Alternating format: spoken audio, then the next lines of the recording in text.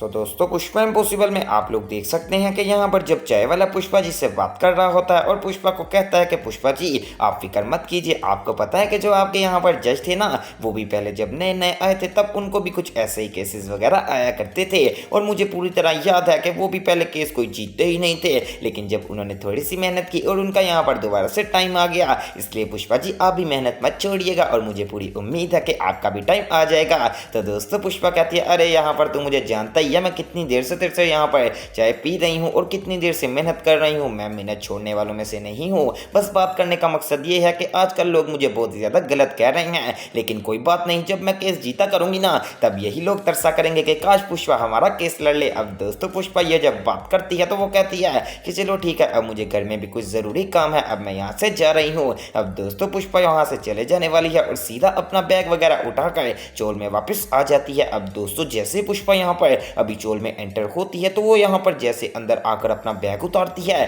तो सामने देखती है कि यहाँ पर जो स्वरा है ना, वो कैंची पकड़कर अपने बालों को काट रही होती है। अब दोस्तों जब पुष्पा ये सब सीन देखती है तो वो काफी ज्यादा अचानक से शॉक्ड हो जाती है और जाकर कहती है, अरे स्वरा ये क्या कर रही हो, इतने ज्यादा अपने बाल क्यों काट रही हो। तो दोस्तों स्वरा यहाँ पर रो रही होती है और काफी ज्यादा गुस्से में भी होती है और वो कहती है, अरे मम्मी आप पीछे हो जाइए, आप मेरे काम में मत बोलिए। तो दोस्तों पुष्पा कहती है, क्यों मत बोलूं, मैं तेरी माँ हूँ और मैं तेरी हर बात पे पूछूंगी, मुझे बता ये तू ऐसा क्यों कर रही है। तो दोस्तों स्वरा कहती है कि मम्मी जरा ये वॉइस नोट सुनिए। दोस्तों अब जब पुष्पा वॉइस नोट सुनती है तो उसमें दीप्ति भाभी यहाँ पर स्वरा को मैसेज कर रही होती है कि वाह स्वरा बेटा, तुम्हारे बाल तो काफी ज्यादा बड़े हो गए हैं और वैसे भी तुम काफी ज्यादा बड़ी हो गई हो, कितनी प्यारी हो गई हो। तो दोस्तों पुष्पा कहती है, अरे उसने तो तुम्हारी तारीफ की है और तुम अपने बाल काट रही हो, हैं कितनी बेवकूफ हो। तो दोस्तों साथ ही स्वरा कहती है कि जो भी दीप्ति यहाँ पर मेरे बारे में तारीफ करेगी मैं कोशिश करूंगी कि मैं उस चीज को खत्म कर दूं, क्योंकि वो मेरी माँ ही नहीं है। दोस्तों जब स्वरा ये बात करती है ना तो पुष्पा की यहाँ पर मुंह खुला का खुला रह जाता है कि आखिरकार ये आज कैसी बात कर रही है।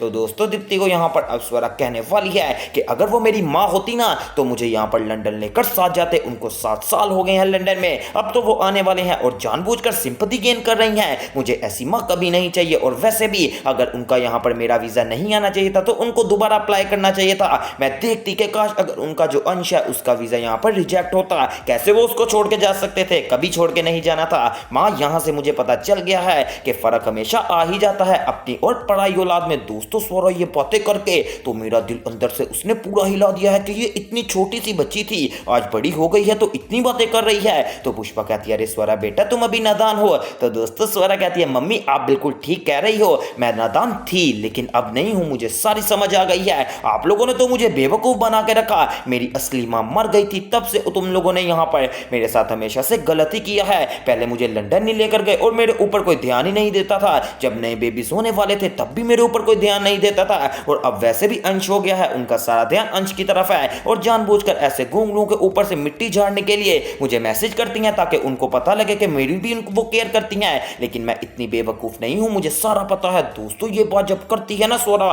तो यहाँ पर पुष्पा की आंखों में आंसू आ जाते हैं और स्वरा चले जाती है और जाते जाते कह जाती है कि मेरे लिए दीप्ति और अश्विन दोनों मर गए हैं, कोई मेरा माँ बाप नहीं। दोस्तों ये बात सुनकर पुष्पा काफी ज्यादा परेशान हो जाने वाली है कि कल की हमारी हाथों की बच्ची आज इतनी बड़ी बातें कर रही है। दूसरी तरफ दोस्तों अब आप लोग देख सकते हैं कि यहाँ पर जो बखुदरा सेठ है वो ऊपर से नीचे ऐसे चिल्लाता हुआ आ रहा होता है और कहता है, अरे रोशन किधर गया है, हमारी खिड़कियां तोड़ कर रख दी। अब दोस्तों सामने से यहाँ पर आ जाने वाला है हसमुख और वो कहता है, आप क्या अपने बेटे यानी कि रोशन को ढूंढ रहे हो, उसने तो हमारी भी खिड़की तोड़ दी है। तो दोस्तों साथ ही बखुदरा कहता है, मेरी तो 2 तोड़ी हैं। तो दोस्तों साथ ही हसमुख, अच्छा आपकी भी तोड़ी हैं, फिर ठीक है चलो कोई बात नहीं, बच्चा है ना। तो दोस्तों यहाँ पर बखुदरा करे, हसमुख तू क्या हमारा नुकसान देखकर उसको बोलेगा, तू तो ऐसा है जैसे अगर मेरा नुकसान हुआ तो तेरा भी होना चाहिए, ये कौन सी बात हो गई। तो दोस्तों हसमुख कहता है, अरे बखुदरा सेठ ज्यादा बातें मत करो, मुझे मेरी खिड़कियों के पैसे दो, मैं अपनी खिड़कियां नहीं डलवाऊंगा। अब दोस्तों बखुदरा सेठ यहाँ पर हसमुख को पैसे देने वाला है और कहता है कि मेरी आधी कमाई तो इधर ही गुजर जाती है। अभी दोस्तों ये बात चल ही रही थी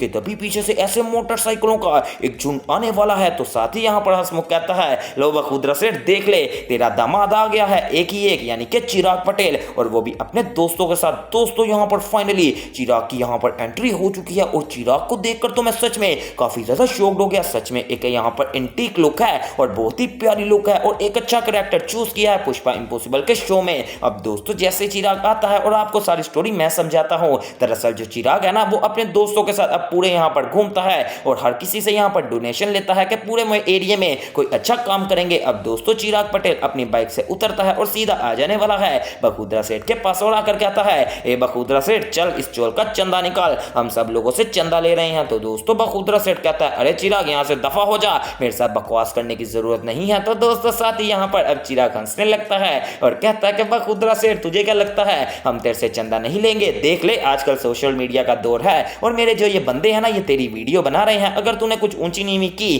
तो आजकल वीडियो तो ऐसे ही वायरल हो जाती है, हम तेरी वीडियो यहाँ पर चला देंगे और फिर तेरी बेइज्जती हो जाएगी कि इतना बड़ा चोर का मालिक और यहाँ पर गरीबों के लिए चंदा ही नहीं दे रहा। तो दोस्तों बखुदरा सेठ कहता है कि तुम लोग गरीबों तक पैसे पहुंचाते हो ये चंदे के। तो दोस्तों साथ ही वो कहता है हम पहुंचाते हैं, हम तेरे जैसे नहीं है बखुदरा सेठ, अगर पैसे नहीं देने तो हमें अभी बता दे क्योंकि हम तेरी वीडियो फिर चला देंगे। अब दोस्तों बखुदरा सेठ बेचारे की मजबूरी बन जाने वाली है और वो सोच रहा होता है कि आखिरकार मैं यहाँ पर क्या करूं, क्योंकि अगर बखुदरा सेठ ने यहाँ पर ना भी बोल दी तब भी बेइज्जती का मुकाम है, अगर पैसे दे दिए तब तो ये हमेशा ही देने पड़ेंगे। और दोस्तों वैसे आपको मैं अपने दिल की बात बताऊं, ये पैसे सरासर ज्यादती है, ऐसा होना ही नहीं चाहिए। ये कौन सी बात है कि चंदा लेंगे और यहाँ पर पता भी नहीं चलता कि किन लोगों की मदद हो रही है। अब दोस्तों ये बात हो ही रही थी कि तभी आईपीएस प्रार्थना यानी कि बखुदरा सेठ की बेटी की एंट्री हो जाने वाली है और यहाँ पर हसमुख कहता है कि लो देख लो, अगर यहाँ पर सही पुलिस नहीं ना आई तो हमारी अपनी बेटी यानी कि प्रार्थना आ गई है। दोस्तों ये देखिए प्रार्थना की कितनी ज्यादा प्यारी लुक है और प्रार्थना ऐसे गैंगस्टर वाइब में आने वाली है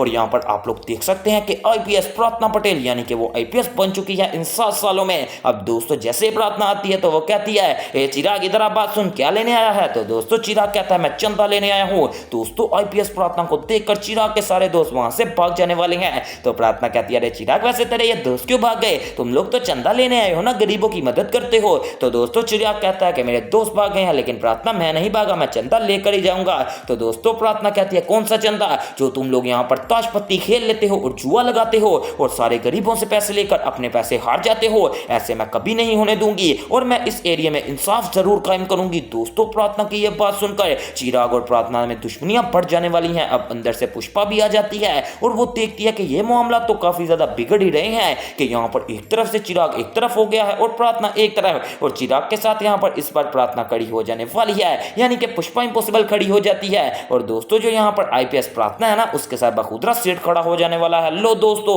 यहाँ पर आपस में ही चोल में लड़ाइयां पड़ रही हैं, लेकिन आप लोग मुझे एक बात कमेंट्स में बताइए कि आपको ये कैसा लगा कि इतने सारे कैरेक्टर चेंज हो गए और पुष्पा इम्पॉसिबल यहाँ पर बन गई अपनी लॉयर और अब यहाँ पर वो केस वगैरह भी लड़ रही है। वेल दोस्तों आप लोगों को एक बात बता दूं कि आने वाले चंद एपिसोड्स में पुष्पा इम्पॉसिबल इस कदर ट्रेन हो जाएगी कि कोई भी यहाँ पर केस हारा नहीं करेगी, तो वो सब देखना मिस मत कीजिएगा और मेरे चैनल स्पाइसी एंटरटेनमेंट को सब्सक्राइब करें।